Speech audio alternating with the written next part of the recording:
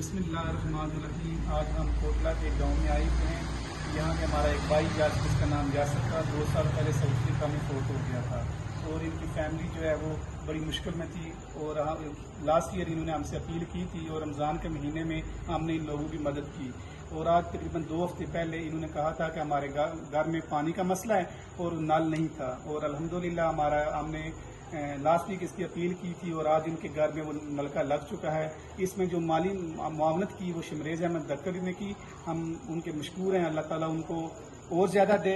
और इसके बाद हमने एक और प्रोजेक्ट शुरू करने जा रहे हैं जिसमें हम उन तमाम बाई मरहूमीन के बच्चों की तालीम का जो प्रोजेक्ट है वो शुरू करने जा रहे हैं। और इंशाअल्लाह ताला हमें पूरी उम्मीद है कि हम इंशाअल्लाह 1 हफ्ते तक इनका सारे जो हैं वो डाटा इकट्ठा करेंगे और इन बच्चों को अच्छे स्कूल में दाखिल करवाएंगे और उनकी सारी फीस जो होगी वो अपनी माई पासा टीम जो है वो बर्दाश्त किया करेगी।